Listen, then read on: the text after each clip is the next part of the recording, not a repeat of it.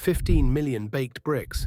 120 lions stand frozen along walls of impossible blue. Glazed stone rises 50 feet high and shimmers in the Mesopotamian sun. The air smells of cedar smoke. The noise of merchants, priests, and soldiers collides in a dozen tongues. Everywhere the deep blue of copper oxide glaze catches the light like scattered sapphires. This is Babylon. And somewhere inside this city of gold and incense and blood, a teenage captive from Jerusalem makes a decision that will define his life. His home is gone. His future has been stripped away. His name has been changed to honor a God he does not worship. But his resolve remains. His name is Daniel. This is the empire that tried to swallow him. This is how he survived. The road to Babylon begins with a catastrophe. In 605 BC, Nebuchadnezzar, crown prince of Babylon, besieges Jerusalem. The temple built by Solomon is ransacked. Sacred vessels of gold and silver are carried east and set in a pagan treasury. The message is meant to be clear: Babylon's gods have defeated the God of Israel. But the king wants more than treasure. He wants Jerusalem's future.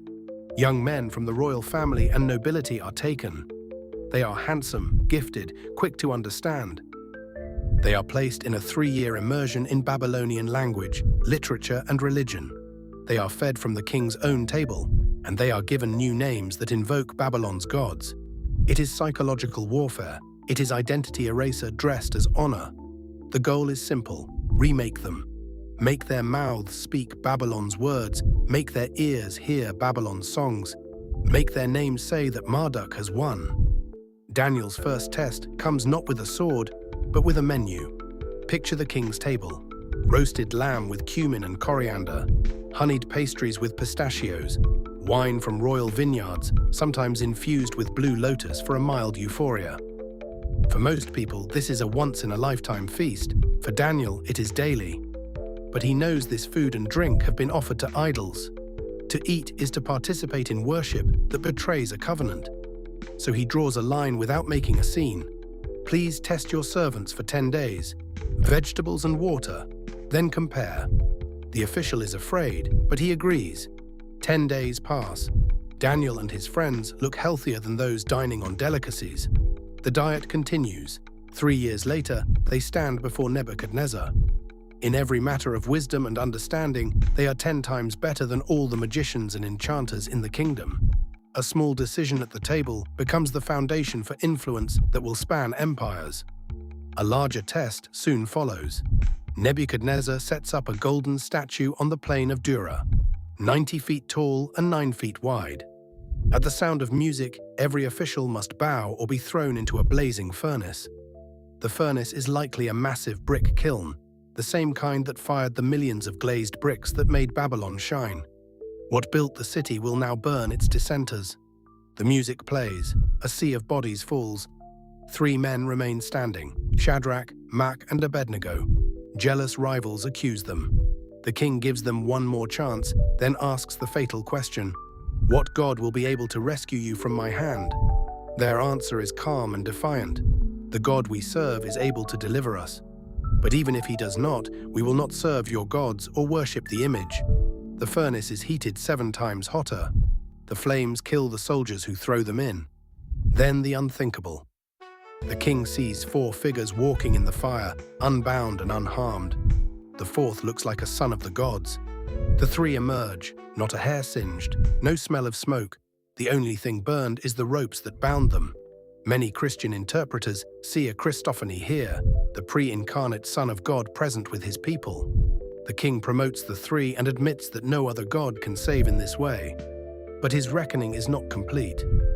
Every year at the Akitu festival, Babylon's king kneels before the image of Marduk in a ritual of staged humility.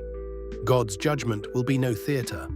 One day, walking on his roof, Nebuchadnezzar boasts about Great Babylon, built for his glory. While the words are still on his lips, a voice from heaven declares the end of his authority. His mind shatters. He lives in the fields, eating grass like an ox. His hair grows like eagle's feathers, his nails like claws. Some call this boanthropy. The message is clear: the man who thought he was a god becomes less than a man. In time, he raises his eyes to heaven. His sanity returns. He honors the Most High and confesses that those who walk in pride, God is able to humble.